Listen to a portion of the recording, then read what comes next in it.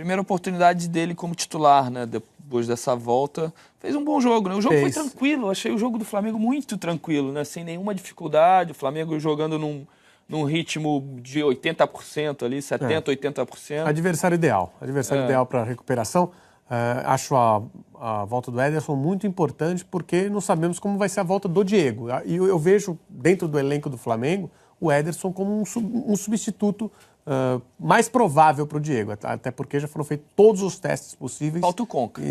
Sim, o Conca quando tiver... O Conca ainda não faz... Não consigo ver o Conca ainda como elenco do Flamengo, né? Vamos botar a rapaziada lá de Goiânia aqui no papo também? Vamos lá. Estão prontos lá. Jader, Lino... Lino, depois a gente vai conversar sobre algumas expressões suas que eu gostei bastante. Abriu a gaveta do... Mas primeiro eu vou dar boa noite para vocês. Jader, Lino, sejam bem-vindos. E conte-nos a história desse jogo aí em Goiânia.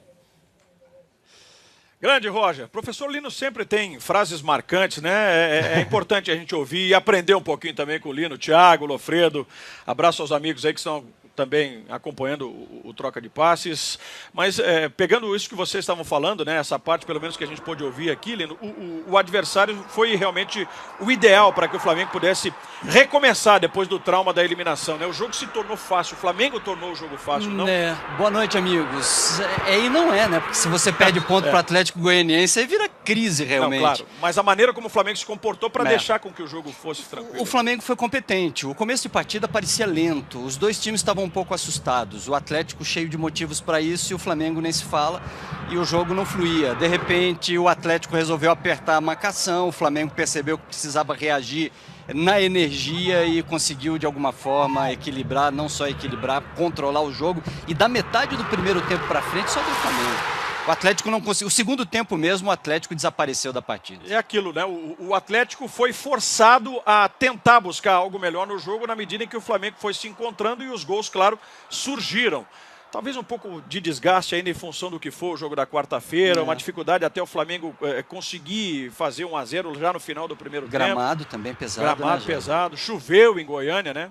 O sábado inteiro, então dificultou. Agora que legal você ver o Ederson com força. O cara fica 10 meses parado e volta, e agora é titular. E nesse retorno dele se esperava que ele ainda demorasse um pouco mais para ter essa força. Até me surpreendeu.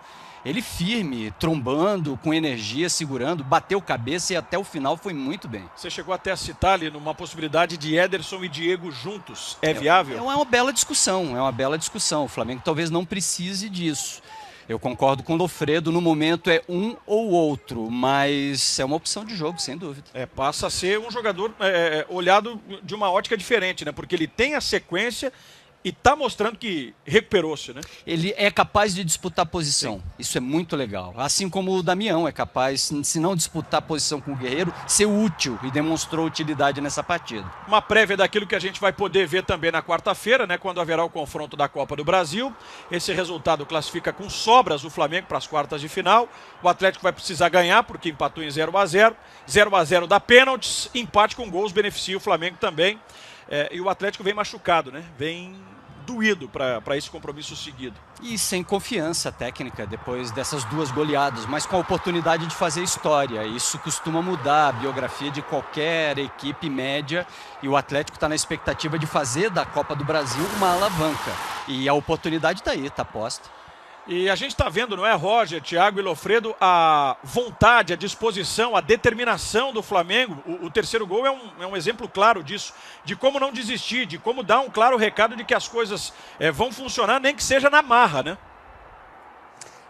Insistência até definir a jogada, pelo menos, né? Eu vi o Rodinei no primeiro lance, ele se lamentando quando a bola sai da área novamente. Mas ele ficou lá. Ele se lamenta, vira as costas, mas aí logo em seguida reage na situação, na jogada, porque ela volta e ele está ali para completar. Eles falaram ali, Roger, sobre o gramado, a gente viu que tinha um pouco de lama, que estava pesado. Você já falou, acho que eu já ouvi você dizendo que esse é um dos campos mais difíceis de jogar. Mas isso mais antigamente. Mudou, agora é padronizado. Porque hoje é tudo mais padronizado. Sempre foi um campo muito largo, muito grande e pesado. E aquela grama também, bem mais alta. Então era muito mais difícil. Hoje você está tudo padronizado, tudo do mesmo tamanho e consegue... Aí, ó, quem tá aí? O Ederson. A gente tá falando muito. A única coisa que eu vejo um pouquinho diferente quando o Lino faz fala, vai jogar um ou outro, eu já acho, não, vai jogar um. Se não puder joga o outro. Sim, agora o Ederson... Ele pode até funcionar em outro tipo de posicionamento. O Ederson, quando se machucou, quando ele jogava pelo Lyon e foi para a seleção brasileira e teve aquela lesão grave, ele jogava pelo lado direito.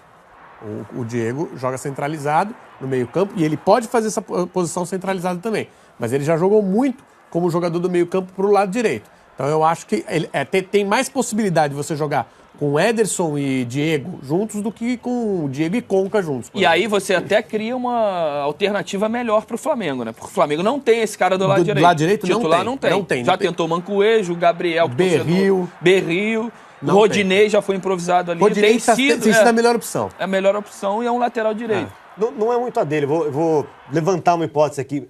Porque ele é também um jogador muito físico, muito combativo. Não é uma opção para um momento em que o Flamengo precisar ser mais ofensivo, tirar um Márcio Araújo e colocar o Ederson em campo? Não, isso pode, mas isso não tem nada a ver se ele está no banco ou não. Ele pode estar jogando e você tira o Marcelo Araújo e reposiciona ele. Mas a posicionamento. Exatamente, ele pode dar algumas alternativas, né, também. Além de fisicamente ser forte, ele tem um condicionamento físico bom, né, que é resistência e força. Esse jogador em condição física boa, se ele não se machucar novamente, a gente sabe que ele tem dificuldades em recuperação de lesão, mas ele dá muita opção, ele dá muita capacidade do Zé Ricardo mexer no meio-campo com várias alternativas. Mexer no tabuleiro. O Flamengo tem um tabuleiro com peças interessantes, mas ele precisa ter continuidade. Ele precisa ter continuidade.